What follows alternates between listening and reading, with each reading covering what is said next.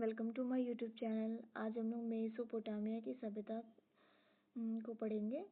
तो ये जो मेसोपोटामिया की सभ्यता थी, ये जो वर्तमान में है वो इराक में स्थित है। इसका पुराना नाम मेसोपोटामिया था। ये दो नदियों के बीच की भूमि थी, एक टिग्रिस, दूसरा यूफ्रेटस, जिसको दजला और फरात भी कहते हैं। उसके बाद जो सभ्यता की शुरुआत हुई थी वो लगभग 3500 ईस्वी पूर्व, ये ईस्वी पूर्व की बात है। ये 3500 ईस्वी पूर्व की सभ्यता है। यह सभ्यता मानव इतिहास की पहली लिखित नगर सभ्यता है, क्योंकि इस समय जो सभ्यता के जो लोग थे उनको लिखना आ गया था। इन्होंने लिखना शुरू कर दिया था मिट्टी के पट्टिकाओं पे। भौगोलिक स्थिति अब देखते हैं मेसोपोटामिया की भौगोलिक स्थिति कैसी थी। मेसोपोटामिया एक ऐसा शहर था जो बीचों बीच स्थित था दो नदियों के, इसीलिए इसको दो नदियों के बीच की भूमि भी कहते हैं। एक तरफ टिग्रिस नदी बहती थी, दूसरी तरफ यूफ्रेटिस नदी बहती थी, और बीच में मेसोपोटामिया शहर स्थित था। इसी वजह से जो इसकी भूमि जो थी वो काफी उपजाऊ भूमि होती थी।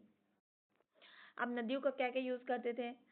जो नदी किनारे बसने का इनका जो प्रमुख लक्ष्य था वो है नदी में परिवहन करते थे, यानी कि दूसरे जगहों में जाकर के व्यापार करते थे। उसके बाद आवागमन का साधन था, सिंचाई करते थे। उसके बाद व्यापार के लिए उपयोग होता था। ये हड़प्पा सभ्यता तक व्यापार करते थे।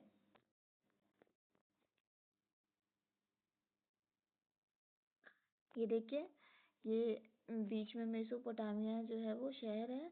इस तरफ यूफ्रेटस नदी है, इस तरफ टिग्रिस नदी है।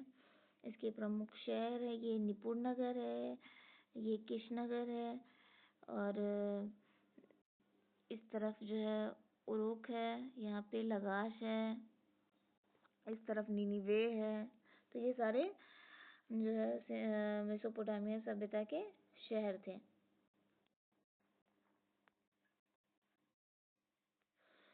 प्रमुख नगर और प्रशासन।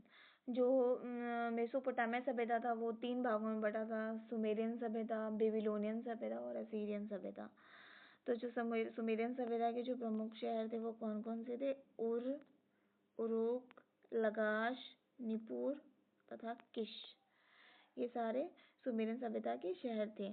हर नगर अपने आप में स्वतंत्र एक देश की तरह था। वहाँ का अपना राजा होता था, वहाँ का अपना प्रशासन होता था। राज्य की संपत्ति पर पुरोहित का नियंत्रण होता था।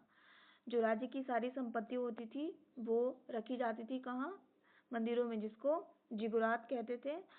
और यही पुरोहित शासक भी होता था, यही रहता था, उसका कमरा होता था मंदिरों के आसपास, और पुरोहित ही प्रत्येक नगर का राजा होता था।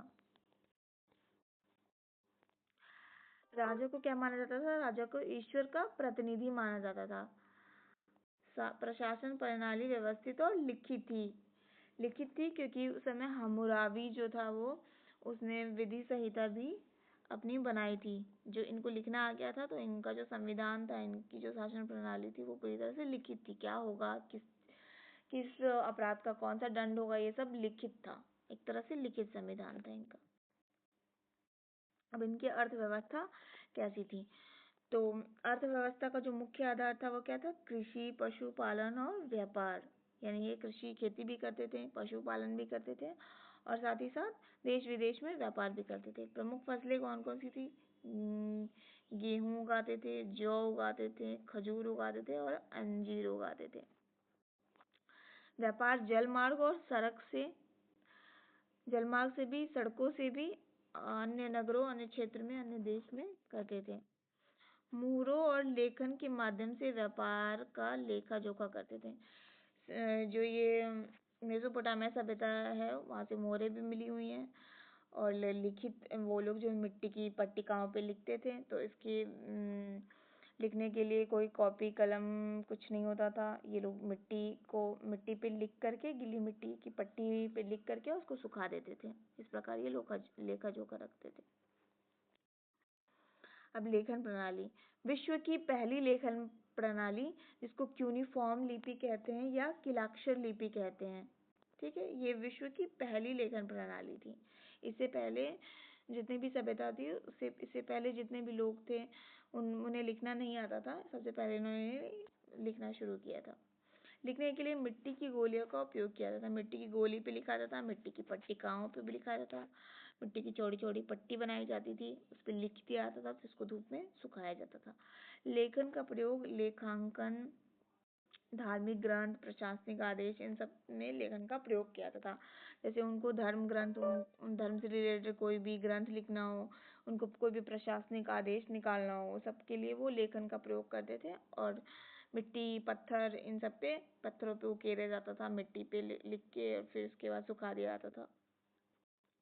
लेखन का विकास सभ्यता का प्रमुख योगदान था, क्योंकि ये जो लेखन कला हमें आज भी मिली है, इससे हम पता चलता है कि ये लोग लेखन का विकास सीख चुके थे।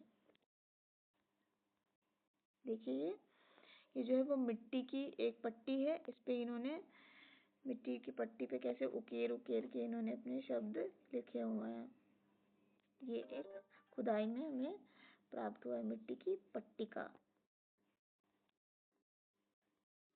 धर्म और आस्था, सुमेरन सभ्यता के लोग जो थे वो बहुदेववादी थे, बहुत सारे देवी देवताओं की पूजा करते थे। हर नगर का अपना एक देवता होता था। जैसे एनलिल जो है वो हवा का देवता, एनकी जल का देवता, इनन्ना जो है वो प्रेम और युद्ध का देवता, नन्नार जो है वो चंद्रमा को कहते थे, ईयर जो है वो सूर्य को कहते थे। और मंदिरों की आकृति मीनार जैसी होती थी, बहुत बड़े बड़े ऊंचाई पे मंदिर होता था, एकदम मीनार जैसा, जिसे जिगुरात कहते थे।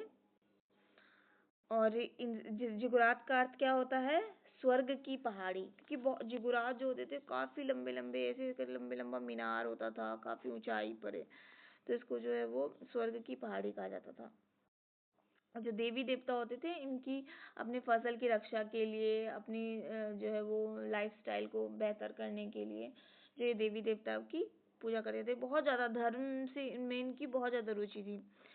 धार्मिक गतिविधि जो, जैसे अभी मैंने पहले बताया, धार्मिक गतिविधि जो है वो सामाजिक जीवन का केंद्र थी, यानी सामाजिक जीवन इनके धर्म के इर्द गिर्द ही घूमता रहता था।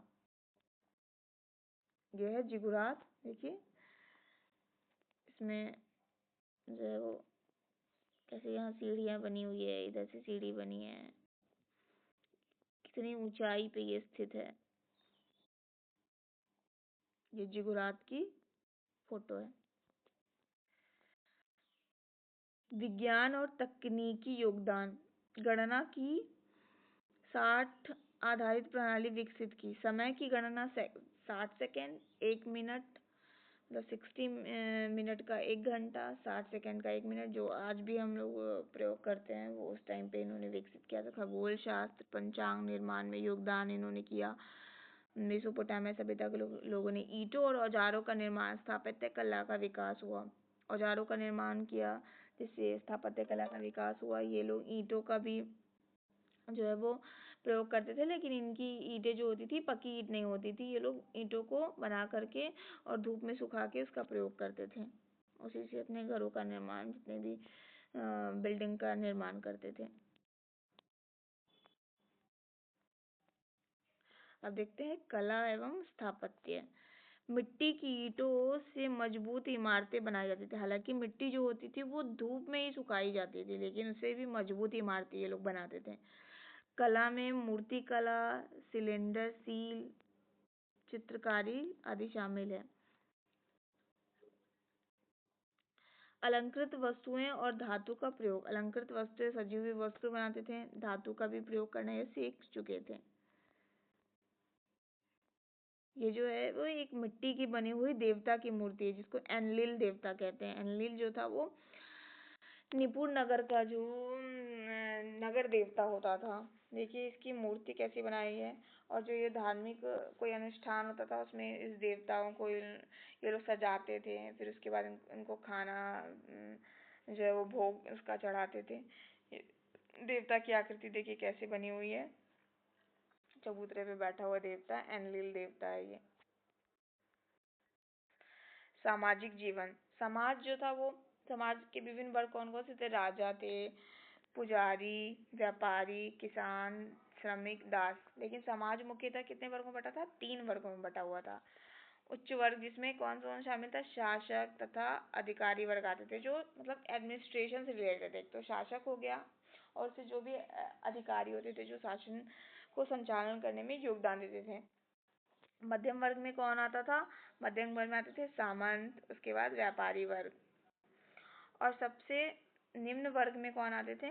कृषक, श्रमिक और दास। इनकी स्थिति बहुत अच्छी नहीं थी। अब हम देखते हैं महिलाओं की स्थिति कैसी थी। महिलाओं को कुछ अधिकार प्राप्त थे, यानी कि वो संपत्ति का जो है वो उनको स्वामित्व मिला हुआ था, यानी कि जो उनको दहेज में जब उनकी शादी होती थी और उनके अपने पिता पक्ष से कुछ उनको भेंट सामग्री मिलती थी, उन पे पूरी तरह से उनका अधिकार था। वो व्यापार भी कर सकती थी, लेकिन वो व्यापार के लिए अपने पति अगर उनका पति उनको अनुमति दे व्यापार के लिए तो ही वो व्यापार करती थी, लेकिन वो अपने पति के अधीन होती थी पूरी तरह से। ठीक है, अगर पति